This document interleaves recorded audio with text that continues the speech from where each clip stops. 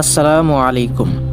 মনে করুন সুবহে সাদিক থেকে সূর্যাস্ত পর্যন্ত সারাদিন আপনি না খেয়ে কষ্ট করে রোজা রাখলেন, কিন্তু আপনার সামান্য একটি ভুলের কারণে আপনার রোজা ভেঙে গেল বা মাকরু হয়ে গেল।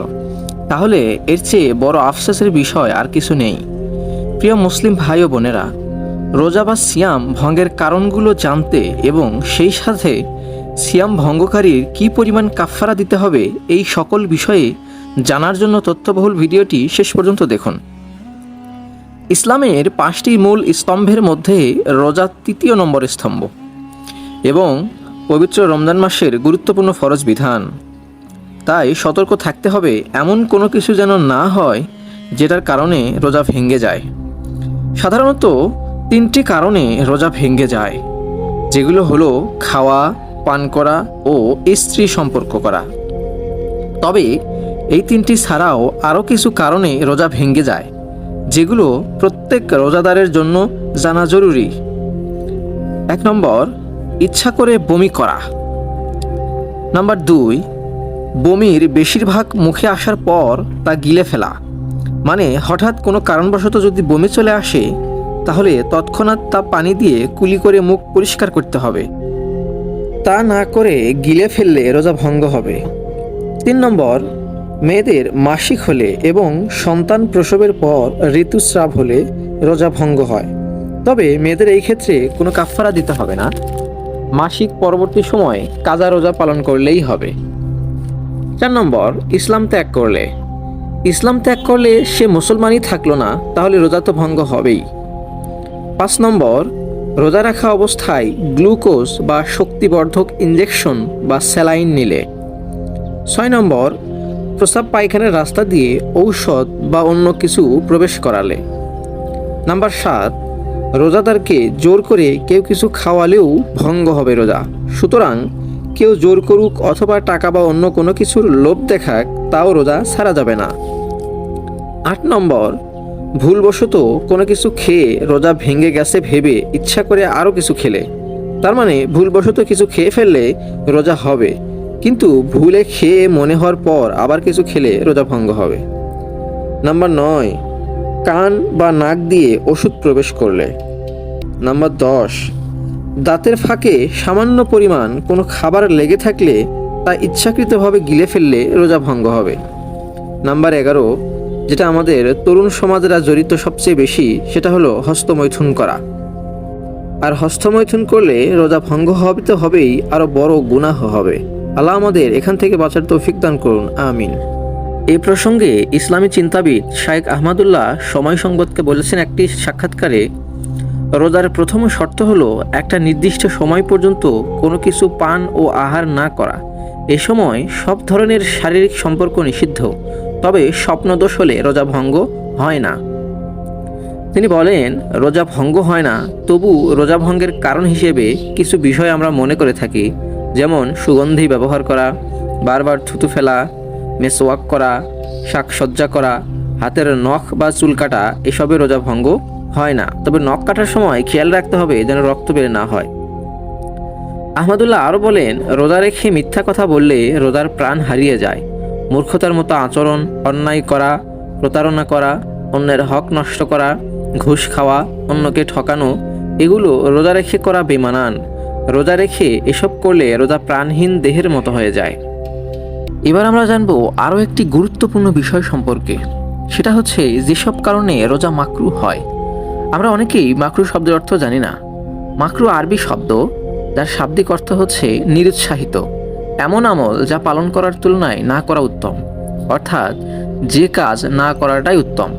মাকরু কাজ করলে শাস্তি পেতে হবে না, কিন্তু এ ধরনের কাজ এড়িয়ে চলতে বলেছে ইসলাম। তো চলুন জেনে নেই কি কি কাজ করলে রোজা মাকরু হয়ে যায়। 1, গরমের কারণে বারবার কুলি করলে রোজা মাকরু হবে। নাম্বার 2, টুথ পাউডার, পেস্ট বা অন্য কোনো মাজন দ্বারা রোজা রাখা অবস্থায় দাঁত পরিষ্কার করলে, তবে এক্ষেত্রে মেসওয়াক ব্যবহার করা যেতে পারে। রাসূল সাল্লাল্লাহু আলাইহি ওয়াসাল্লাম মেসওয়াক ব্যবহার করতেন। 3, অশ্লীল বাক্য উচ্চারণ করা। 4, কারো গীবত বা পরনিন্দা করা। 5 নম্বর, মুখে গুল ব্যবহারে মাকরু হয় এবং থুতুর সঙ্গে গুল গলার ভেতর চলে গেলে রোজা ভেঙে যাবে। নাম্বার 6, মিথ্যা কথা বলা মহাপাপ। রোজা রেখে এই কাজটি করলে তা মাকরু হবে। নাম্বার 7, রোজা রেখে ঝগড়া বিবাদ করলে রোজা মাকরু হবে। নাম্বার 8, যৌন উদ্দীপক কিছু দেখা বা শোনা থেকে বিরত থাকতে হবে, এতেও রোজা মাকরু হয়। নাম্বার 9, নাচ, গান, সিনেমা দেখা ও তাতে মজে থাকলে রোজা মাকরু হয়।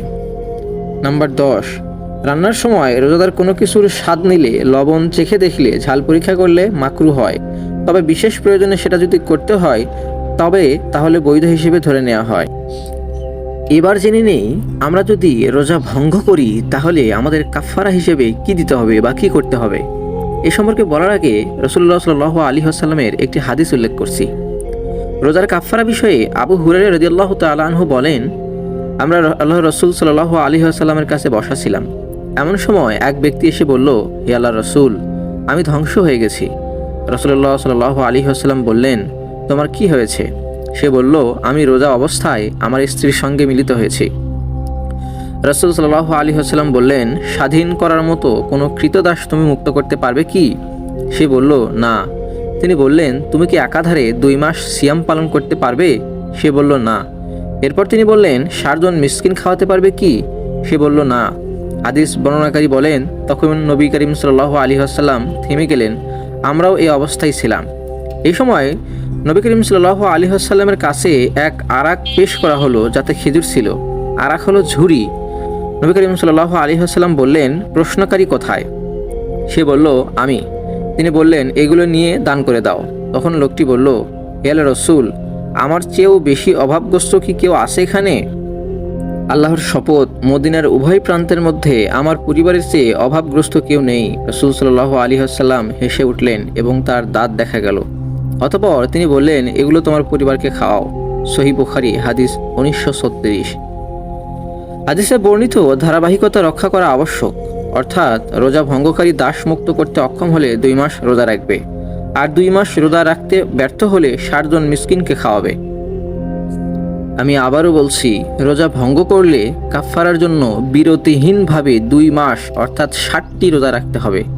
2 মাসের মধ্যে যদি কোনো একদিন রোজা ভাঙ্গে, তবে আবার একাধারে 2 মাস রোজা রাখতে হবে প্রথম থেকে।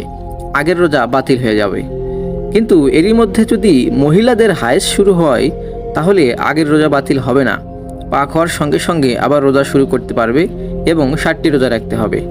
রোজা রাখার শক্তি না থাকলে 60 জন মিসকিনকে 2 বেলা বা একজনকে 60 দিন 2 বেলা করে তৃপ্তির সঙ্গে খাওয়াতে হবে, কিংবা 60 জন মিসকিনের প্রত্যেককে 1টি করে সাদকায়ে ফিতরের মূল্য দিতে হবে।